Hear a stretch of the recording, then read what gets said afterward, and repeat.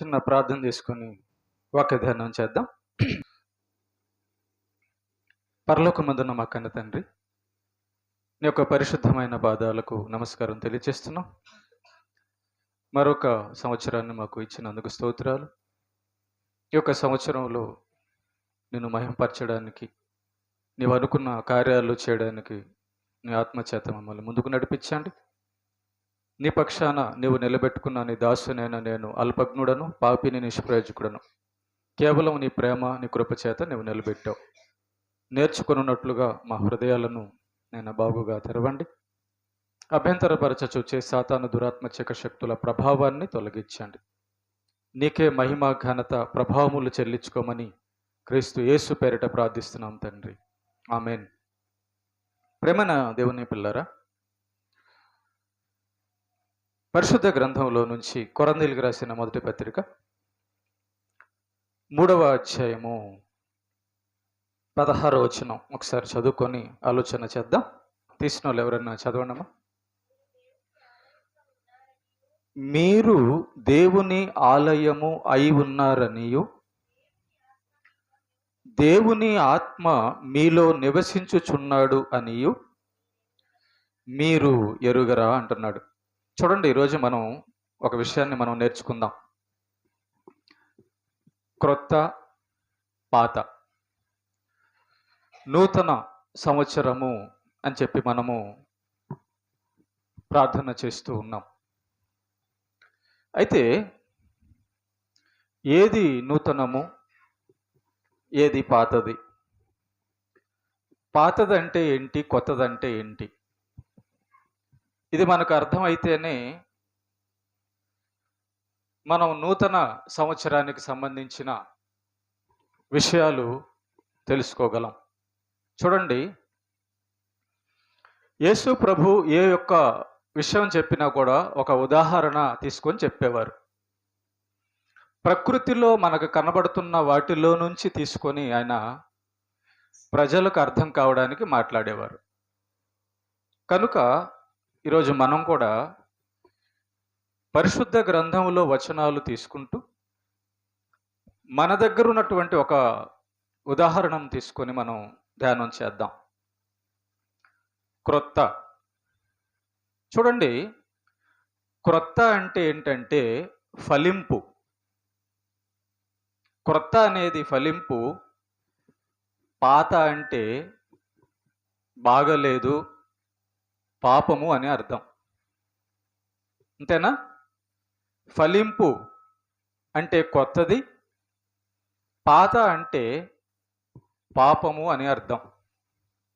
నేను ఒక ఉదాహరణ మీకు చెప్తున్నాను, జాగ్రత్త వినండి. దాంట్లోంచి మీకు బాగా అర్థం కావడానికి ఒక ఉదాహరణ చెప్తున్నాను.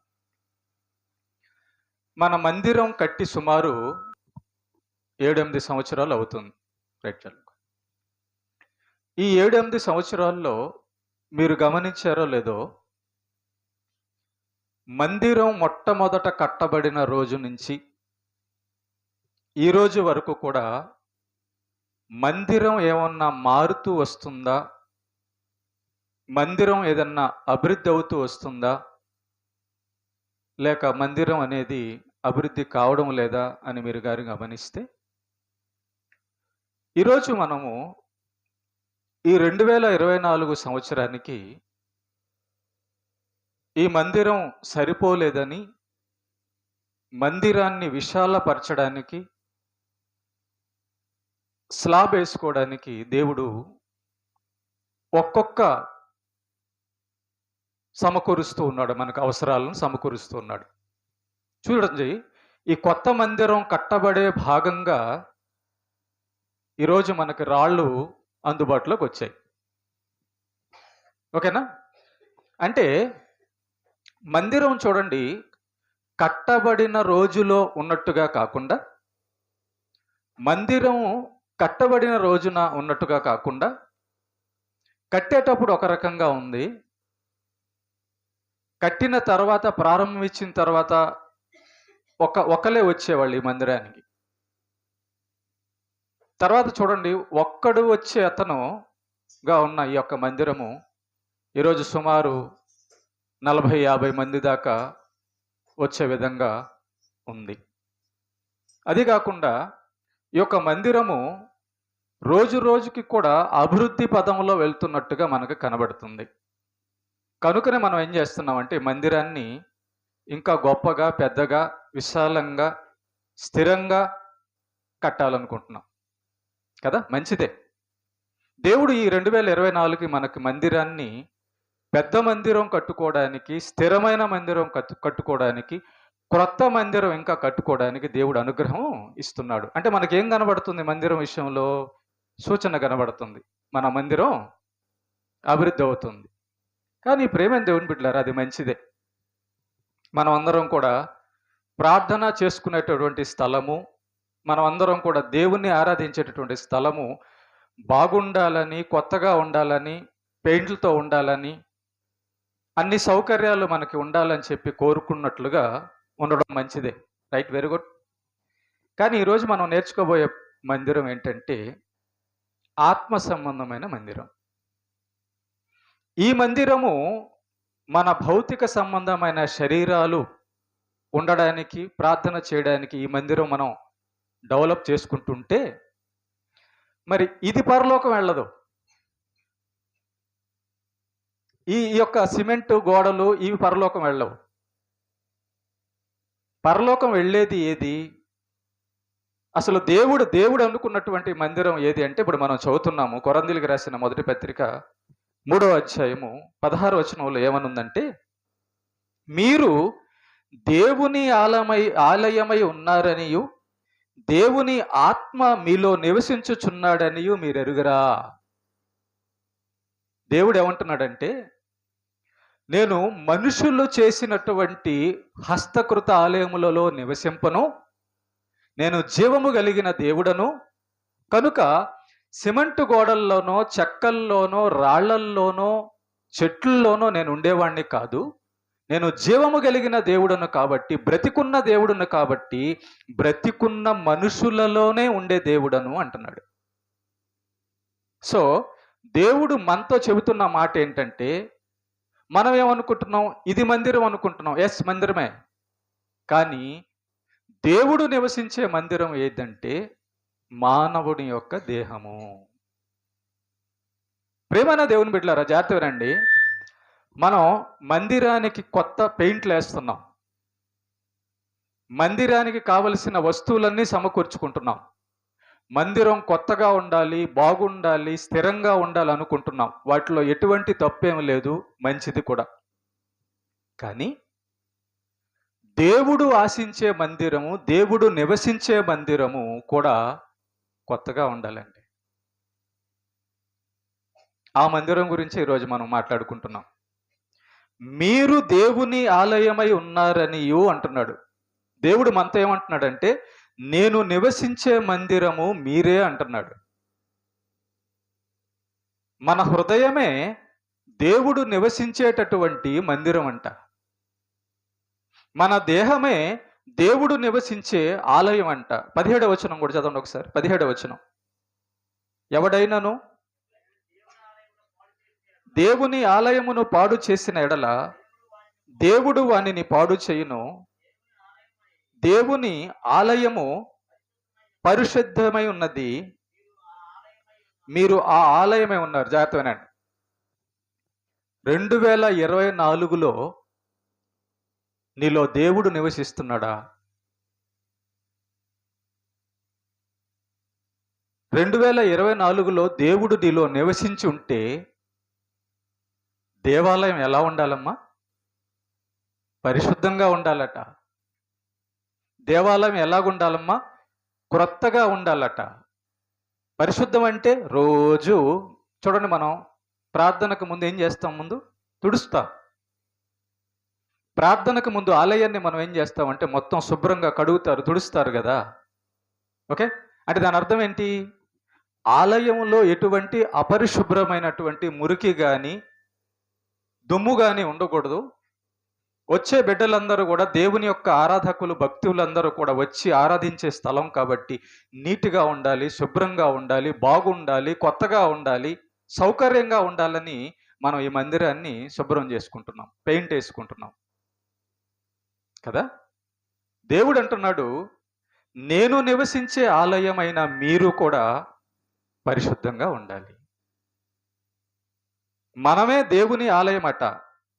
మరి దేవుడు నివసించాలనుకున్నటువంటి ఆలయమైన మన దేహము, మన హృదయము 2024లో దేవుడు నివసించే హృదయముగా, దేవుడు మనలో నివసించే ఆలయముగా మన దేహం ఉందా? దేవుని ఆలయము పరిశుద్ధమైనది. పవిత్రమైన చోటే మనం నివసించగలము. అపవిత్రమైన చోట మనము నివసించలేము. కనుక జాతనండి, మనము పవిత్రమైన చోట నివసిస్తున్నప్పుడు ఆ ఇల్లు ఎంత బాగుంటుందో, దేవుడు ఏ దేహములో, ఏ హృదయములో నివసిస్తుంటాడో ఆ హృదయము, ఆ మనిషి కూడా బాగుంటాడు, కొత్తగా ఉంటాడు. మనం నూతన సంవత్సరం అని అనుకుంటున్నాం, మంచిదే. కానీ హృదయం నూతనంగా ఉందా? మన హృదయం పరిశుద్ధంగా ఉందా? మన హృదయము దేవాలయంగా ఉందా? ఉంటే ఎలా ఉంటుంది? చూడండి, మీరు వచ్చేసరికి దేవాలయము శుభ్రంగా ఉంది. మీరు వచ్చేసరికి ఈ యొక్క మందిరం అంతా కూడా మీకు అనువుగా ఉంది, బాగుంది. కనుక మీరు కూర్చోగలుగుతున్నారు, ప్రార్థన చేయగలుగుతున్నారు, ఆరాధన చేయగలుగుతున్నారు, ఇక్కడ కాసేపు గడపగలుగుతున్నారు. అది ఇక్కడ మొత్తం ఓడవకుండా, ఎక్కడ సాపలు అక్కడ పడేసి, ఎక్కడ కుర్చీలు అక్కడ ఉండి చెత్తగా ఉందనుకోండి, మీరు వచ్చి ప్రార్థన చేయలేరు, మీరు వచ్చి దేవుణ్ణి స్తుతించలేరు. ప్రేమన దేవుని బిడ్డలారా, దేవుడికి కావలసింది నీ హృదయం కొత్తగా ఉండడం. దేవునికి కావలసింది మనమే దేవాలయంగా ఉండడం. అర్థమవుతుందా? దేవునికి కావలసింది మనమే దేవాలయంగా ఉండడం. కనుక దేవుడు ఒక మాట చెప్తున్నాడు, జాగ్రత్తగా. దేవుడు ఏమంటున్నాడంటే, చూడండి, ఏదైతే పాతగా ఉంటుందో దాన్ని మనం ఏం చేస్తామంటే పారేస్తాము, లేదా పాతగా ఉన్న దాన్ని, పనికిరాని దాన్ని మనము బాగు చేసుకోనన్నా కొత్తగా వాడుకుంటాం. కనుక దేవుడు అంటున్నాడు 17వ వచనంలో, ఎవడైనను దేవుని ఆలయమును పాడు చేసిన ఎడల. దేవుని ఆలయమును పాడు చేయడం అంటే ఏంటి? ఈ దేహం దేవుడిది, ఈ ఆత్మ దేవునిది, ఈ హృదయము దేవుడిది. దేవుని ఆలయమై ఉన్న ఈ హృదయమును, దేవుని ఆలయమై ఉన్న ఈ దేహమును పాడు చేయుట అంటే ఏంటంటే, మీకు అర్థం కావడానికి ఉదాహరణ చెప్తాను. ఈ చర్చి మనం ఓడవకుండా ఉంటే దుమ్ము చేరుతుంది. ఈ చర్చి మనం శుభ్రంగా చేయకుండా ఉంటే దుమ్ము చేరుతుంది. ఈ చర్చిని మనం పెయింట్ వేయకుండా ఉన్నామనుకో, గోడలన్నీ పాతగా ఉంటాయి. ఈ చర్చిని మనము సరైన విధానంలో ఉపయోగించుకోవడం లేదనుకోండి, కొన్ని రోజులకి పెచ్చులుగా ఊడిపోయి ఈ చర్చిలో ఎవరు లేరనుకోండి, కొన్ని రోజులకి ఏమవుతుందంటే పశువులు, జంతువులు వచ్చేస్తాయి, చెట్లు మొలిచేస్తాయి. అప్పుడు చూడ్డానికి ఎలా ఉంటుంది? మీకు ఒక విషయం ఇక్కడ ఉన్న వాళ్ళకి మీకు తెలుసో తెలీదో, ఈ చర్చి ఇక్కడ కట్టబడక ముందు ఈ స్థలం ఎలా ఉంది చెప్పండి కదా? భయంకరమైన చెట్లతో అడవిలాగా ఉండేది ఈ స్థలం అంతా కూడా. ఈ యొక్క స్థలానికి రావాలంటే భయపడేవాళ్ళు చాలామంది. కానీ ఇప్పుడు దేవుని మందిరం ఇక్కడ ఏర్పాటైన తర్వాత, ఇక్కడ మందిరం కట్టబడిన తర్వాతే ఈ ఏరియా అంతా కూడా పక్కన చుట్టుపక్కల జనాలు చేరి నివసించడానికి ధైర్యంగా ముందుకొచ్చారు. ఈ ఏరియా మందిరం కట్టబడిన తర్వాతే ఈ ఏరియా అంతా కూడా కొంచెం డెవలప్ అయింది, అది మీకు తెలుసు. కాబట్టి దేవుని యొక్క మందిరము శుభ్రంగా మనం ఎట్లాగైతే చేసుకుంటున్న తర్వాత, ఇదంతా కూడా ఏర్పాటు చేసుకున్న తర్వాత, ఇది ఎలాగైతే మనం ఆరాధించుకోవడానికి చూడండి ఎంత బాగుందో. కనుక దేవుని యొక్క ఆలయం, ఎవడైనాను దేవుని ఆలయమును పాడు చేసిన ఎడల. పాడు చేయడం అంటే ఏంటంటే దేవుడు మన దేహాన్ని తయారు చేసి మన హృదయాన్ని, మనకొక హృదయాన్ని ఇచ్చి, ఆయన ఆత్మనిచ్చి, ఆయన దాంట్లో నివసించాలనుకున్నాడు. దేవుడు నివసిస్తున్నప్పుడు మన ఆత్మ, మన హృదయము, మన శరీరము బాగుంటుంది. బాగుండడం అంటే ఏంటి? పాడవడం అంటే ఏంటి? పాడవడం అంటే దాన్ని వదిలేయడం. పాడవడం అంటే దాన్ని శుభ్రం చేయకుండా ఉండడం. పాడవడం అంటే దానికి పెయింటింగ్ లేకుండా వేయడం. పాడవడం అంటే దాన్ని అభివృద్ధి చేయకుండా ఉండడము, అంటే ఫలింపు లేకుండా ఉండడము. ఏది పాడవడం అంటే? రైట్. ఇప్పుడు బాగుండడం అంటే మనం శుభ్రం చేస్తున్నాం, బాగుండడం అంటే దాన్ని అభివృద్ధి చేసుకుంటున్నాం, బాగుండడం అంటే దానికి పెయింట్ వేయడం, బాగుండడం అంటే దాన్ని అలంకరించడం, బాగుండడం అంటే ఎన్నో వస్తువులు, ఉపయోగపడే వస్తువులు దాంట్లోకి తేవడం, బాగుండడం అంటే జనాలందరూ దాంట్లో ఆరాధించడం. దీన్ని బాగుండడం అంటున్నాం. ఇప్పుడు మరి దేవుని యొక్క ఆలయమైన మనం బాగుండడం అంటే ఏంటి? దేవుని యొక్క ఆలయమైన మనం బాగుండడం అంటే ఏంటంటే మన దేహాన్ని మనం పాడు చేయకుండా ఉండడం. ఎలా దేహం పాడైపోద్ది? ఎలా దేహం పాడైపోద్ది? ఈ దేహంలోకి దేవుడు రాకపోతే ఈ దేహము పాడైపోద్ది. సాతాను వస్తాడు. ఎలా దేహం పాడైపోద్ది అంటే ఈ దేహము ప్రార్థన చేయకపోతే ఆ దేహం పాడైపోద్ది. ఈ దేహంతో వాక్యం చదవకపోతే ఈ దేహం పాడైపోద్ది. ఈ దేహం దేవుణ్ణి స్తుతించకపోతే, ఈ నోరు దేవుణ్ణి స్తుతించకపోతే, ఈ కళ్ళు వాక్యం చూడకపోతే, ఈ హృదయంలో దేవుని మాటలు లేకపోతే, మన నోట దేవుని స్తుతి లేకపోతే అప్పుడు ఏం జరుగుతుందని చెప్తానండి. పాడైపోవడం అనగా పాడు చేసేవాడు లోపలికి వెళ్ళడం. ఇంటిని పాడు చేసే ఈ పందులు, పశువులు, దుమ్ము, గాలి, వాన, తుఫాను చేరుతుంది. ఎప్పుడైతే ఒక ఇల్లు, ఒక మందిరము మనుషులు లేక, ఆరాధన లేక, ఓడవక, పశువులు ఎట్లాగా పోతుంటే, దాంట్లో చెట్లు మొలుస్తుంటే ఎలాగైతే పాడైపోతుందో, మన హృదయములో, మన జీవితంలో దేవుడు లేకపోతే మనం నోటితో అబద్ధాలు మాట్లాడతాం. మన మన మన దేవుని యొక్క దేవాలయం అనేటటువంటి ఈ దేహాన్ని దేవాలయం అనుకోకుండా, నువ్వు దేవాలయం అనుకుంటే, నా దేహం దేవుని దేవాలయం అనుకుంటే దాన్ని ఎలా చూసుకుంటావు చెప్పు? నా దేహమే దేవుడి యొక్క దేవాలయం అనుకుంటే దాన్ని ఎలా చూసుకుంటావు? ప్రేమైన దేవుని బిడ్డలారా, పాడు చేయడం అనగా సాతానికి మన యొక్క దేహంలో అవకాశం ఇవ్వడం.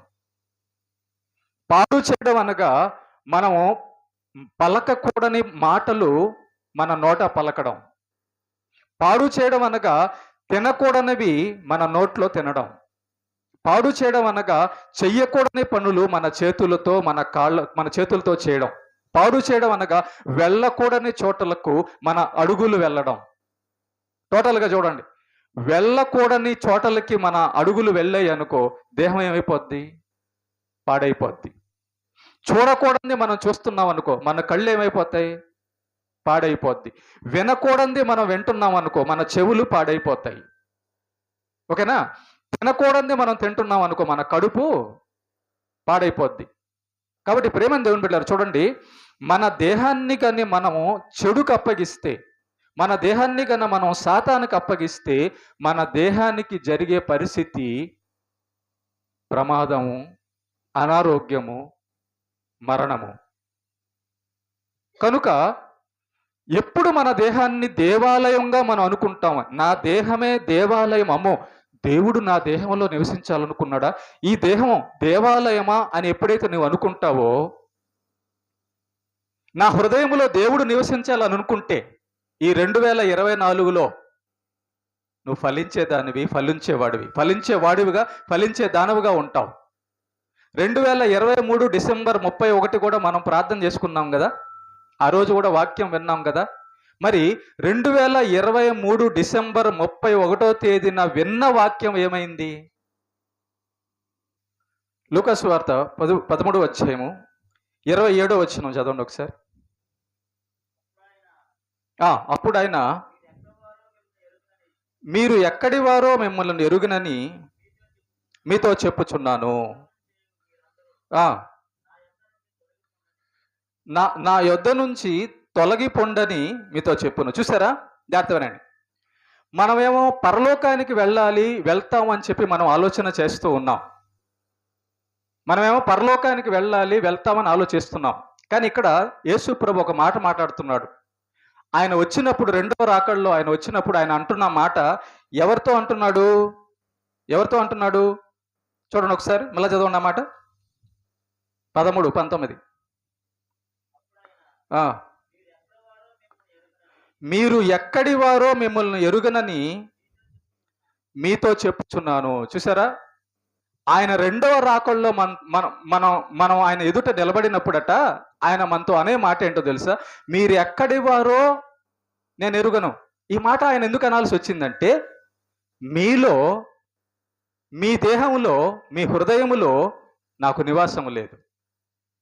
ఎందుకు నివాసం లేదంటే, నేను ఇచ్చినటువంటి బతుకు కాలంలో నన్ను ఎరగక మీరు జీవించారు.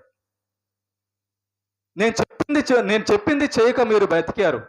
కాబట్టి బతికున్న కాలంలో, నేనిచ్చిన కాలంలో నేనెవరో మీకు తెలియనట్టుగా, నా మాట మీకు అవసరం లేనట్టుగా, నేను చెప్పింది మీకు అవసరం లేనట్టుగా బతికారు గనుక, ఇప్పుడు నేను రాకడలో వచ్చాను, రెండవ రాకడలో వచ్చాను, తీర్పు తీరుస్తున్నాను. తీర్పు తీర్చేటప్పుడు అందరూ పక్కన అక్కడ నిలబడి, ప్రభువా నేను నీ మందిరంలోకి వచ్చాను కదా, నీకు పాటలు పాడాను కదా అని రకరకాలు చెప్పినప్పుడు ఆయన అనే మాట, మీరెవరో నేను ఎరుగను. మీరెవరో నేను ఎరుగను అనే మాట ఆయన ఎందుకు అనాల్సి వచ్చిందంటే, ఫలింపు లేదు మన దగ్గర. ఎవరి దగ్గర అయితే ఫలింపు లేదో ప్రేమ దేవుని బిడ్డలారా, వారిని ఆయన అనే మాట, మీలో నేను లేను. మీలో నేను లేను కాబట్టి మీలో ఫలం లేదు. చూడండి, ఒక చెట్టు వేసిన తర్వాత ఆ చెట్టుకి కొత్త కొత్త కాయలు వస్తుంటాయి. ఒక చెట్టు వేసిన తర్వాత ఆ చెట్టుకి కొత్త కొత్త కాయలు వస్తుంటాయి. ఆ కాయను చూడంగా మనకు కొత్తగా ఉంటుంది. ప్రేమన దేవుని బిడ్డలారా, దేవుని యొక్క వాక్యం మనకేమని సెలవిస్తుందంటే, మీరే దేవాలయము, మనమే దేవాలయము. దేవాలయముగా ఉండవలసిన మనము, దేవాలయంగా ఉన్న మనము 2023 నుంచి 2024కి ఏం ఫలాలు, ఏం అభివృద్ధి, ఏం విశాలము పొందాం? మన కళ్ళ ముందు కట్టబడుతున్న ఈ మందిరాన్ని మనం బాగా చేసుకుంటూ, అభివృద్ధి చేసుకుంటూ వెళ్తున్న మనము, అసలు నిజమైన దేవాలయమైన మనము మన జీవితంలో 2024లో ఏం సాధించాం ఒకసారి చెప్పండి. కనుక దేవుడు మనతో మాట్లాడుతున్నాడు. ప్రేమని దేవుని బిడ్డలారా, ఇంకొక వచనం చూద్దాం. 6వ అధ్యాయం 19వ వచనం. 1 కొరింథీ 6:19.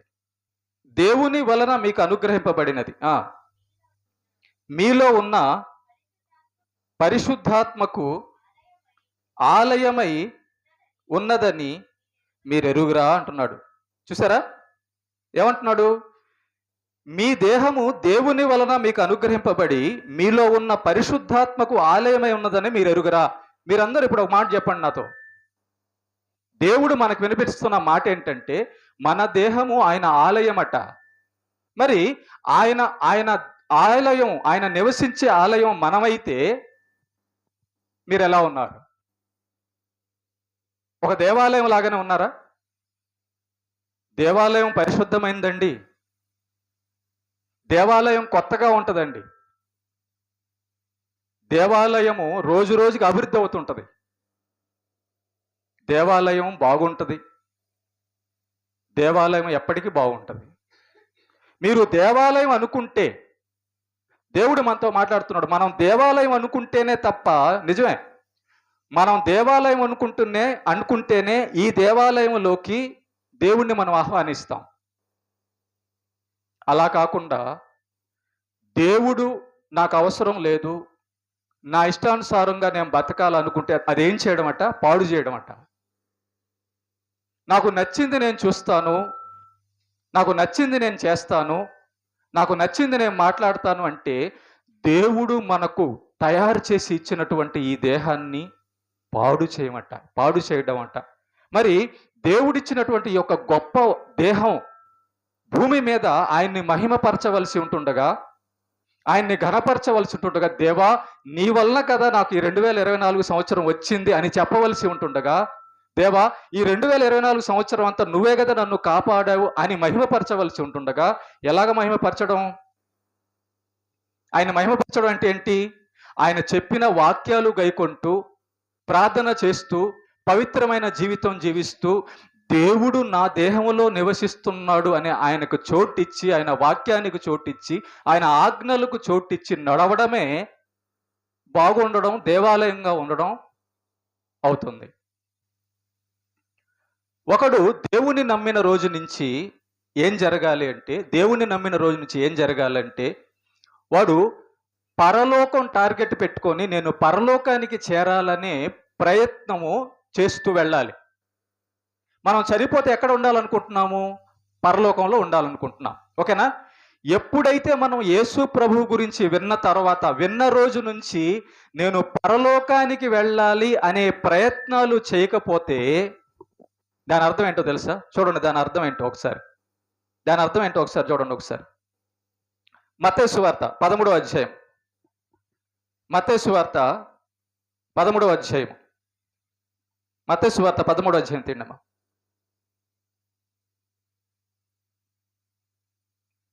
19వ వచనం చదవండి. 18, 19 వచనాలు. ఇక్కడ అంటున్నాడు, యేసు ప్రభు అంటున్నాడు, ఎవడైనను రాజ్యము గూర్చిన వాక్యము వినియు గ్రహింపక ఉండగా అంటున్నాడు. యేసు ప్రభు ఇక్కడికి వచ్చి, భూమి మీదకి వచ్చి చెప్పిన మాట ఏంటంటే, పరలోక రాజ్యం ఉంది, ఆ పరలోక రాజ్యానికి నిన్ను తీసుకెళ్ళడానికి నేను వచ్చాను, ఆ కలవరి సిలువలో బలయ్యాను, నీ పాపాలన్నిటినీ కూడా నేను మోసాను, నా రక్తంలో కడుగుతాను, నేను పరలోకానికి తీసుకెళ్తాను అనే మాట యేసు ప్రభు మనకు ప్రకటించాడు. ఓకేనా? ఏ మాట? రాజ్యము గురించిన మాట. ఏ రాజ్యము? పరలోక రాజ్యము. ఓకేనా? రైట్. దీన్ని మనం ఎన్ని రోజుల నుంచి వింటున్నాం? పరలోక రాజ్యము అని ఎన్ని సంవత్సరాల నుంచి వింటున్నాం? యేసు ప్రభువుని నమ్మిన సంవత్సరం నుంచి ఈ సంవత్సరం 2024 వరకు వింటున్నావా లేదా? వింటున్నాం. మరి పరలోక రాజ్యం గురించి మనం విన్నాక, యేసు ప్రభు చెప్పిన పరలోక రాజ్యం గురించి విన్నాక, ఆ పరలోక రాజ్యానికి వెళ్ళాలన్న ఆలోచన, ప్రయత్నము, పనులు ఏవి? ఏమా, ఒక ఉద్యోగాన్ని సంపాదించుకోవాలంటే ప్రయత్నాలు ఉంటాయి, ఒక డిగ్రీ సంపాదించుకోవాలంటే ప్రయత్నాలు ఉంటాయి. ఓకే? పరలోక రాజ్యం గురించి విన్న తర్వాత, ఆ పరలోక రాజ్యంలోకి వెళ్ళడానికి కావలసిన ప్రయత్నాలు చేయడం లేదంటే దాని అర్థం ఏంటో తెలుసా? ఇప్పుడు చదవండి. వినియు గ్రహింపక ఉండగా దుష్టుడు వచ్చి వాని హృదయములో వెత్తబడిన దాన్ని ఎత్తుకొని పోవును. చూసారా ఏం జరిగింది? యేసు ప్రభు గురించి మనం విన్న రోజు నుంచి, యేసు ప్రభు మనకి పరలోక రాజ్యం తీసుకెళ్తానని పరలోక రాజ్యం గురించి చెప్పిన రోజు నుంచి ఈ రోజుకి మనం ఎలా ఉండాలంట? పరలోకం వెళ్ళే వాళ్ళలాగా ఉండాలట. మనం ఇప్పుడు ఎలా ఉన్నాం? 2024లో, 2025లో వచ్చేసింది. నువ్వు పరలోకం వెళ్ళే విధంగా ఉన్నావా? నీ యొక్క దేహము దేవాలయంగా ఉందా? ఈ క్షణం యేసు ప్రభు వస్తే దేవాలయముగా ఉందా? ఎందుకు దేవాలయముగా నీవు సిద్ధపరచుకోలేదు?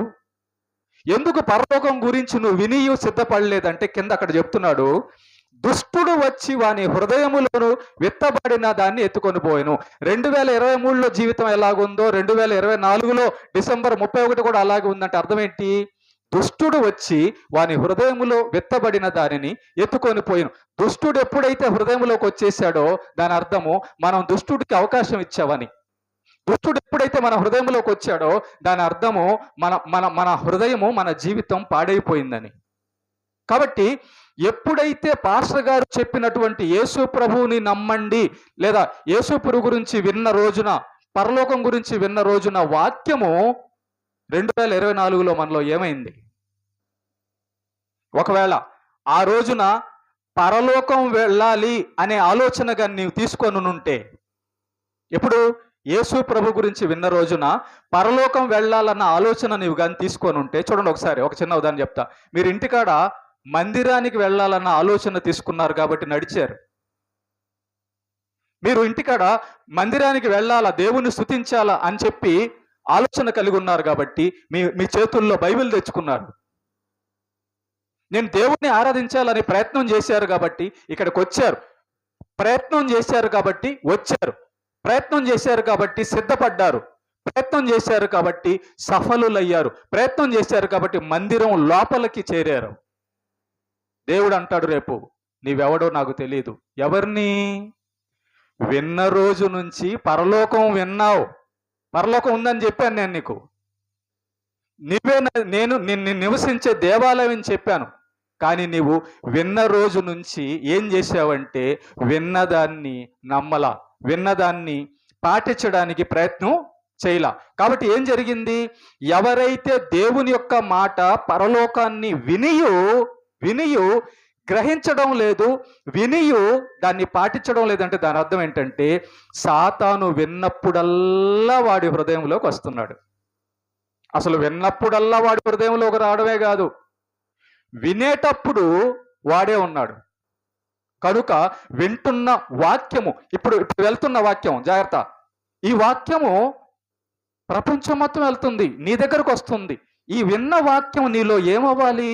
విన్న రోజు కాడి నుంచి 20 నుంచి చదువుదాం. చదవండి 20 నుంచి. అదే రాతి నేలను విత్తబడిన వాడు వాక్యము విని వెంటనే సంతోషముతో దాన్ని అంగీకరించువాడు. అయితే అతనిలో వేరు లేనందున అతడు కొంతకాలము నిలుచును గాని వాక్యము నిమిత్తము శ్రమ అయినను హింస అయినను కలుగగానే అతను మీలో చాలా మంది కొంత స్టార్టింగ్లో ప్రార్థన ప్రారంభించారు కానీ 2023లోకి 2024లోకి ప్రార్థన వీక్ అయిపోయిందా, బలంగా అయిందా? మీలో చాలా మంది వాక్యం చదవడం ప్రారంభించారు కానీ 2024లోకి వచ్చేసరికి ఇంకా బైబిల్ బాగా అభివృద్ధి తగ్గిందా, అసలు మూసేశారా? వేరు లేనందున. ఒక చెట్టు నిలబడాలంటే స్థిరంగా గాలివానకి వేరు కావాలి, బలం కావాలి. అంటే దేంట్లో? దైవ బలం ప్రార్థనలో కావాలి, దేవుని వాక్యంలో బలం కావాలి, ఆత్మ బలం కావాలి. కాబట్టి వేరు లేకపోతే, అంటే విన్న రోజు నుంచి దాంట్లో నిలబడకపోతే, వాక్యపు లోతుల్లోకి వెళ్ళకపోతే, వేరు లేకపోవడం వల్ల అంటే లోతులోకి వెళ్ళకపోవడం, ఆత్మీకంగా లోతులోకి వెళ్ళకపోవడం వలన మన జీవితాలన్నీ పడిపోతున్నాయి. తుఫాను వచ్చినా, గాలివాన వచ్చినా, వరదలు వచ్చినా పడిపోతున్నాయి. తర్వాత చదువు. వాక్యము నిమిత్తము శ్రమ అయినను హింస అయినను కలగగానే, అంటే చూడండి, మనం నీతిగా, వాక్యం అంటే ఏంటి? నీతి. ఈ నీతిగా మనం బతకాలనుకున్నప్పుడు ఖచ్చితంగా శ్రమ వస్తుంది. లోకంలో ఏముంది? సాతాను ఉన్నాడు. లోకంలో ఏముంది? పాపం ఉంది. ఎప్పుడైతే పాపము లోకంలో ఉందో మనం నీతిగా బతకాలనుకున్నప్పుడు మనకి ఎన్నో ఎదురు దెబ్బలు తగులుతుంటాయి. ఓకేనా? ఎలా పడిపోయారంటే నీతిగా బతుకుతుంటే మనం ఈ లోకంలో బతకలేము అనుకొని పాపంలో పడిపోయిన వాళ్ళు ఉంటారు. చూసారా?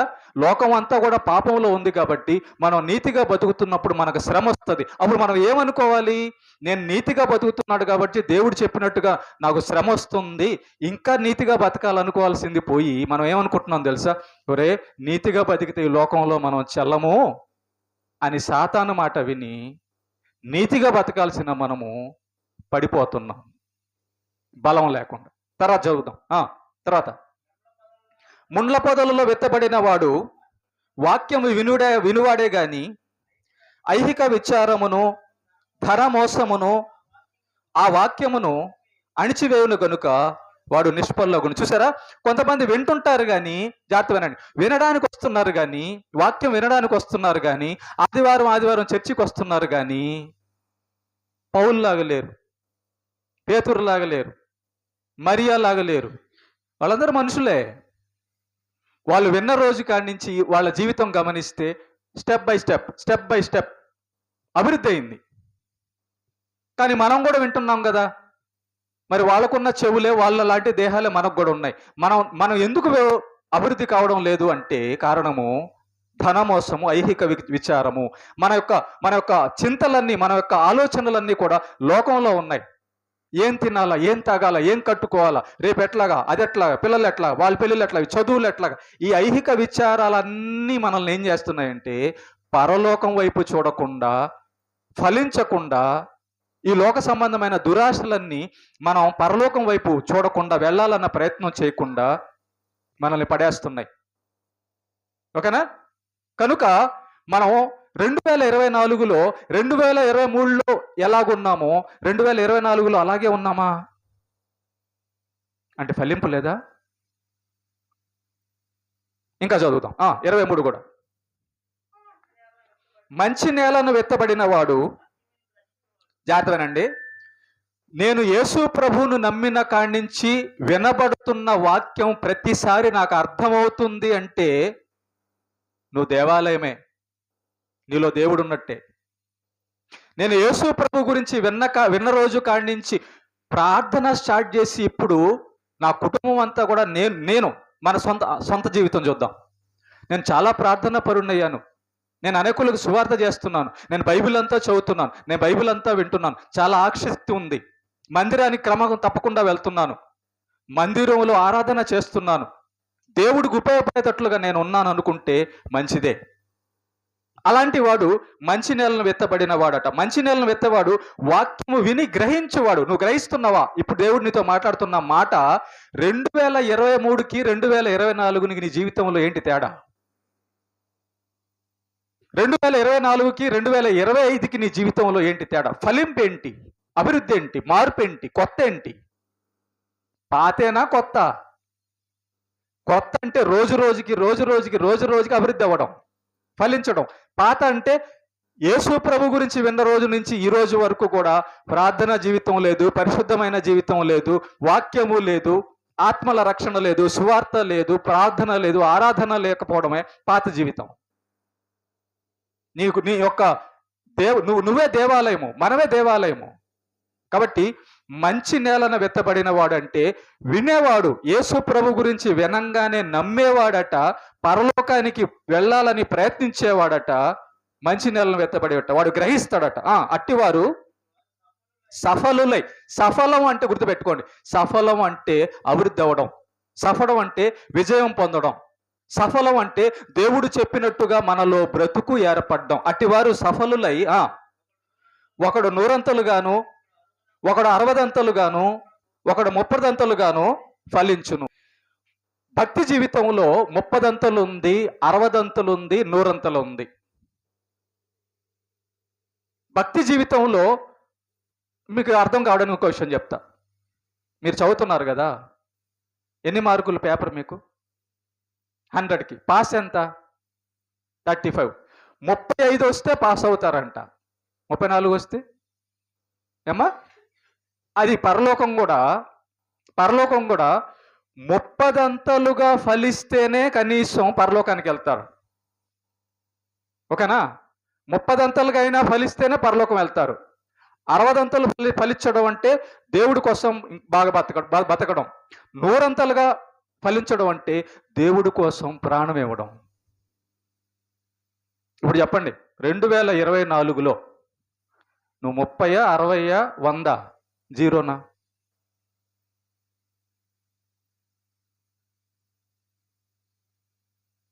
నీవెవరో నేను ఎరగను అంటాడు దేవుడు. ఎందుకు? 2024 సంవత్సరాలు నీకు ఇచ్చినా కూడా, మనకిచ్చినా కూడా ఆయన వాక్యము మనం గైకొనకుండా, ప్రభువా నీ వాక్యం నేను వింటున్నాను కానీ నువ్వెవడు నాకు తెలియదు. అంతేగా దీని అర్థం. ప్రార్థన చేస్తున్నాను కానీ నువ్వెవరో నాకు తెలియదు ప్రభువా. ప్రేమన దేవుని బిడ్డలారా, దేవుణ్ణి ఎరగడం అంటే, దేవుడు తెలియడం అంటే, క్రీస్తు తెలియడం అంటే ఆయన చెప్పింది రోజు రోజుకి మన జీవితంలో కనబడడం, అభివృద్ధి చేసుకోవడం. అది కొత్త. పాత జీవితం, యేసు ప్రభుని నమ్మకం ముందు ఉన్న జీవితానికి, యేసు ప్రభుని నమ్మిన జీవితానికి తేడా లేకపోతే పాతే కదా. నువ్వు కొత్త పాత హ్యాపీ న్యూ ఇయర్ అనుకో. నువ్వు కొత్త నువ్వు దేవాలయమా దయ్యపు ఆలయమా? నువ్వు కొత్త పాత? పాత అయితే 2024 2023లో ఉన్నట్టు 2024లో ఉన్నావు.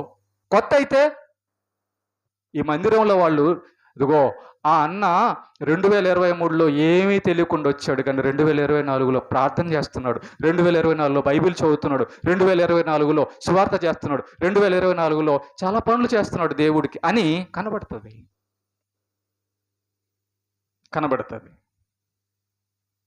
నువ్వు పాత కొత్త? నువ్వు ఫలిస్తున్నావా, మూడైపోయి ఉన్నావా? జాగ్రత్త. దేవుడు యేసు ప్రభు రేపు వస్తాడేమో.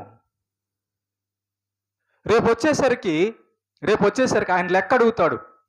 నేను నీకు దేహం ఇచ్చాను, జీవం ఇచ్చాను, ఆహారం ఇచ్చాను, సమస్తం ఇచ్చాను, మరి నా కోసం ఏం చేసావు చెప్పు, ఒకసారి లెక్క చూపి అంటాడు. 2024లోకి వచ్చేసాం. ఈ కాలం ఇలాగే ఉండదు. ఈ కాలము ఇలాగే ఉండదు. ఓకేనా? ఒక రోజుకి మనమన్నా మనమన్నా వెళ్ళిపోతాం, లేదా ఆయనన్నా వచ్చేస్తాడు. అయితే ఎక్కడికి వెళ్తావు? ఈ రోజే నీకు మరణం వస్తే ఎక్కడికి వెళ్తావు? మన కాలగతులన్నీ కూడా దేవుడి చేతిలో ఉన్నాయని మర్చిపోయారా? భక్తుడు అంటున్నాడు దావీదు కీర్తనల్లో 31:15 ఏమంటాడు? చదవపకండి, తర్వాత చదవండి. భక్తుడు ఏమంటున్నాడంటే, నా కాలగతులు నీ వశములో ఉన్నాయి. మర్చిపోయావా ఒకరోజు మరణం ఉందని? మర్చిపోయావా ప్రధానమంత్రి చనిపోయాడని? మర్చిపోయావా ముఖ్యమైన ధనవంతులు చనిపోతున్నారని? మర్చిపోయావా సినిమా యాక్టర్లు చనిపోతున్నారని? మర్చిపోయావా బలముందని, అందం ఉందని, అది ఉందని, ఇది ఉందని విర్రవీగిన వాళ్ళందరూ కూడా మట్టిలో పనుకున్నారని? ప్రేమైన దేవుని బిడ్డలారా, దేవుడు ఒకరోజు పిలుస్తాడు, నరులారా రండి, వచ్చేయండి, కమాన్. కాబట్టి ఎప్పుడు ఇష్టానుసారంగా బతకతానంటే కుదరదు. ఎప్పుడు ఇష్టానుసారంగా బతుకుతానంటే ఒక రోజున స్టాప్ అయిపోద్ది జీవితం. ఒక రోజున మన ఇష్టానుసారంగా బతికేటటువంటి జీవితం స్టాప్ అయిపోద్ది. దాని అర్థం ఏంటంటే దేవుడు కాలం ముగించడం. కనుక మన కాలం ముగించక ముందే 2024లో హెప్సిబమ్మ ఉంటది అనుకున్నాం. 2023లో మనం కరుణమ్మ 2024లో ఉంటది అనుకున్నాం, కానీ లేరు. మన కళ్ళ ముందే మన ఊర్లోనే ఎంతో మంది రాలిపోతున్నారు రోజుకి, చూస్తున్నారు మీరు. కనుక ప్రేమైన దేవుని బిడ్డలారా, జాగ్రత్త. మనము దేవాలయముగా ఉండాలి. మనము ప్రతిదినము అభివృద్ధి అవ్వాలి. మనం ప్రతి సంవత్సరం అభివృద్ధి అవ్వాలి. దేవునికి మన ఫలాలు, దేవుడికి మన యొక్క దేహాన్ని, ఆత్మను అప్పగించి ఆయన చెప్పినట్లుగా బతికి పరలోకానికి చేరాలన్న ఆలోచన, ప్రయత్నం మనం కలిగి ఉండాలి. లేకపోతే ఆయన ఏమంటున్నాడు? ఎవడు దేవాలయమును పాడు చేయనో వాణ్ణి దేవుడు పాడు చేయను. దేవుడు పాడు చేయడం అంటే అర్థం ఏంటి? దేవుడు పాడు చేయడం అంటే అర్థం ఏంటంటే ఆత్మను తీసుకెళ్లి నరకంలో పడేయడం. మనం అనుకుంటున్నామేమో ఎక్కడున్నాడు దేవుడు, ఎక్కడుంది నరకం అంటే, జాగ్రత్తగా ఆలోచించండి. మన కళ్ళ ముందు ఉన్న వాళ్ళు ఎక్కడున్నారు? చనిపోయిన వాళ్ళంతా. వాళ్ళలాగే మనం కూడా. కాబట్టి దేవుని చేతిలో మనం పడకుండా ఉండాలంటే ప్రేమ దేవుని బిడ్డలారా, ప్రేమమయుడైన కృపగలిగిన దేవుడైన మన కోసం ప్రాణం పెట్టిన యేసయ్య ఈ లోకానికి వచ్చాడు, తగ్గించుకొని వచ్చాడు, పరలోకం నుంచి భూలోకానికి వచ్చాడు. ఎవరి కోసం? నీ కోసం, నా కోసమే. ఈ గొప్ప అవకాశాన్ని పోగొట్టుకోవద్దు. ఇదిగో 2025 కూడా వచ్చేసింది. ఈ 2025లో కూడా మనం దేవాలయంగా మారకపోతే, ఫలాలు లేకపోతే, మన జీవితంలో అలాగే గడుస్తుంటే, యేసు వచ్చేసిన తర్వాత నువ్వెవరో నాకు తెలియదు అంటాడు. రొమ్ము కొట్టుకుంటాం అప్పుడు. ప్రభువా 2024 దాకా నేను వచ్చాను కదా. నువ్వు 2024 దాకా వచ్చినా నువ్వెవరు నాకు తెలియదు. ఓకే? కనుక ప్రేమైన దేవుని బిడ్డలారా, నూతన సంవత్సరం ఎందుకు వచ్చింది? పరలోకం వెళ్తావని.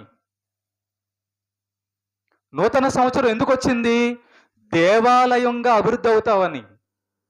నూతన సంవత్సరం ఎందుకు వచ్చింది? పాడైపోయిన జీవితాన్ని పరిశుద్ధంగా మార్చుకొని పరలోకానికి, ప్రభువుకి అవకాశం ఇస్తావని. ఏమా? కనుక నూతన సంవత్సరం వచ్చింది తాగడానికి, తినగడానికి, సుఖించడానికి కాదు. నూతన సంవత్సరం వచ్చింది మనం పరలోకం వెళ్ళడానికి. ఓకే? కనుక ఈ 20 కనీసం లాస్ట్ సంవత్సరంలో, అయ్యా నువ్వు ఎన్నోసార్లు నాతో మాట్లాడావు, 2024 దాకా నాతో మాట్లాడావు, కానీ 2025లో ఈరోజు నాకు అర్థమైంది నిజంగా నేను నీ నువ్వు నివసించే దేవాలయమని, నేను ఫలించాలని, నన్ను పరలోకం తీసుకెళ్ళడానికి నువ్వు సిలువలో వేలాడావని ఎన్నోసార్లు విన్నా. సాతాను మాయలో పడి నేను మోసపోయానయ్యా. ఇక నుంచి అయినా ఈ 2025 నుంచి నువ్వు నాకు కృపను అనుగ్రహించి ఇచ్చావు. ఈ 2025 నిన్నటికి చచ్చిపోయిన వాళ్ళు ఉన్నారు, కానీ నన్ను ఆ లెక్కలో చేర్చలా. 2023లో చనిపోయిన ఉన్నారు, ఆ లెక్కలో నన్ను చేర్చలా. నన్ను ప్రేమించి నాకు అవకాశం ఇచ్చి 2025 ఇచ్చావు. కాబట్టి ఇక నుంచైనా ప్రభువా, ఈ దేహం నీదయ్యా, నువ్వు ఉంటేనే నా జీవితం బాగుంటుందయ్యా.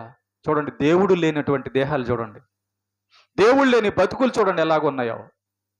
ఈరోజు యాక్చువల్గా మా మా మా కుటుంబంలో ఒక సభ్యురాలు ఉండాలా, మా కుటుంబంలో కొంతమంది ఇంకా ఉండాలా. ఎందుకు లేరో తెలుసా? దేవాలయాన్ని పాడు చేసుకుంది. దేవాలయాన్ని పాడు చేసుకుంది. దేవుణ్ణి ఉంచే దేహమే దేవాలయంలో ఉంటుంది. లోపలికి దెయ్యం వెళ్ళిందనుకో, దెయ్యాలు ఎక్కడెక్కడ ఉంటాయి అడిగి వెళ్ళిపోద్ది. దయ్యాలతో చేరడానికి పోద్ది. చివరికి దయ్యాలు ఎక్కడ ఉంటాయి? నరకంలో పడతాయి. జాగ్రత్త. కళ్ళ ముందు చూస్తున్నారు. మందిరం అభివృద్ధి అవుతున్నట్టుగా ఈ మందిరం కూడా అభివృద్ధి అవ్వాలి. ఓకే? పరలోకానికి ప్రయాణము సిద్ధం చేసుకోవాలి. ఓకే? దేవునికి మహిమ కలుగును గాక.